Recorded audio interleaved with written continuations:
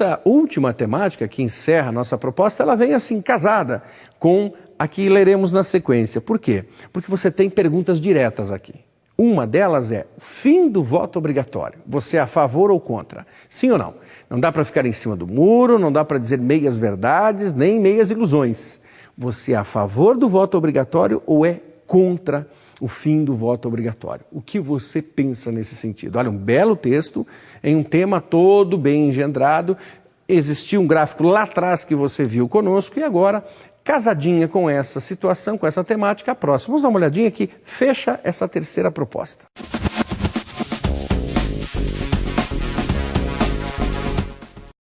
Delimite as diferenças entre grafite e pichação, pedindo providências às autoridades competentes sobre essa prática em sua cidade. Use de 10 a 12 linhas. Atualmente, a pichação serve principalmente para a comunicação entre gangues e guetos e para a marcação de seus territórios. Grafite é a designação para as pinturas feitas em muros e paredes na rua. A pichação é marcada pelo conteúdo político-social e pelo relaxamento estético. Muitos consideram o grafite um ato de vandalismo, que suja os muros e paredes. O grafite pretende registrar uma visão de mundo, ser uma forma de arte que põe em xeque os meios de expressão convencionais. É preciso fazer a distinção entre grafiteiros e pichadores. Pichar sinalizações, prédios públicos e monumentos com palavrões e mensagens tolas é uma atitude inaceitável. Alguns grafiteiros usam moldes vazados de cartolina, técnica do stencil, que são apoiados sobre os muros e recebem jatos de spray para a transferência das figuras. O grafite já foi incorporado à paisagem dos grandes centros urbanos. E seguindo esse mesmo momento de se falar sobre o jovem, uma das ações que sempre são rotuladas ao jovem, a pichação. E, em relação à pichação, o grafite. A diferença entre o grafite e a pichação. Aí você faz o quê?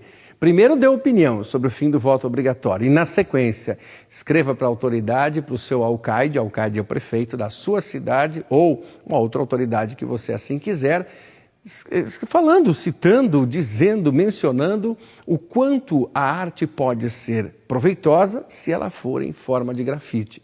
Já a pichação precisa ser combatida de uma maneira enérgica com medidas socioeducativas. Interessante, não é? Esse final da terceira proposta, nessas 7 temáticas que vimos, acabou casando mesmo a questão do jovem propriamente dito. Para encerrar a nossa conversa, ufa, e precisamos disso, Universidade Estadual de Ponta Grossa. Última proposta para nós olharmos.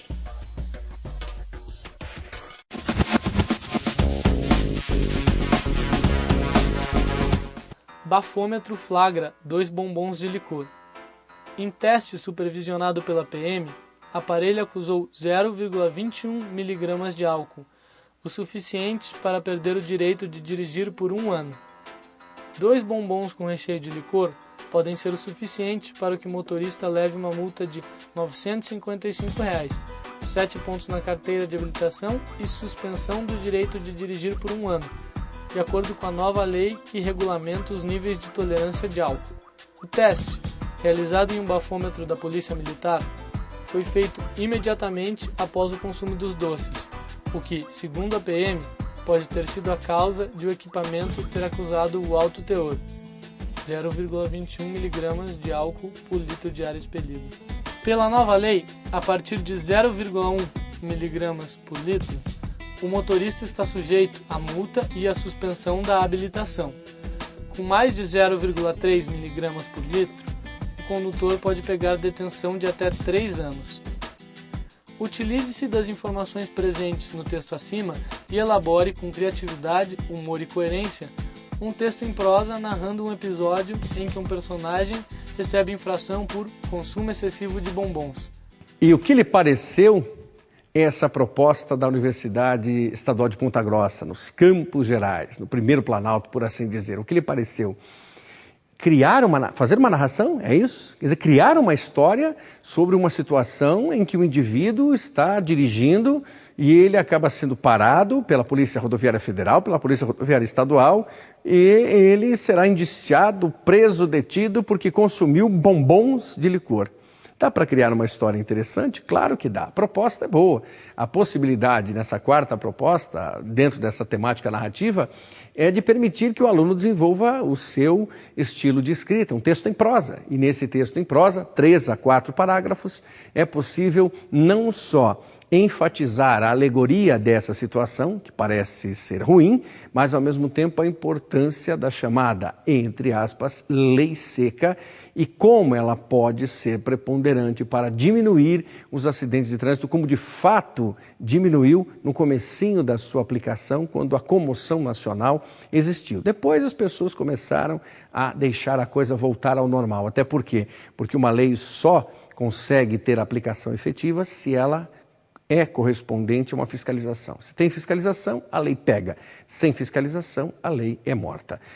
Com exceções. É o caso do cinto de segurança, por exemplo, que ainda não é respeitado plenamente, mas já atingiu mais do que seus objetivos propostos e já salvou muitas vidas no violento trânsito brasileiro. A última temática dentro dessa quarta proposta é sobre a higiene bucal, a saúde bucal. Vejamos.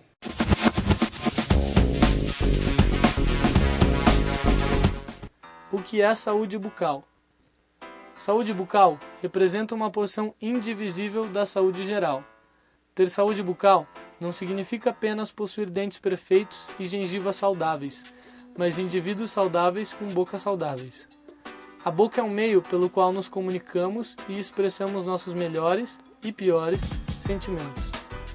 Ter saúde bucal é poder sorrir quando estamos felizes, é não trincar os dentes quando estamos nervosos, é não deixar de escová-los quando estamos tristes, ansiosos ou deprimidos.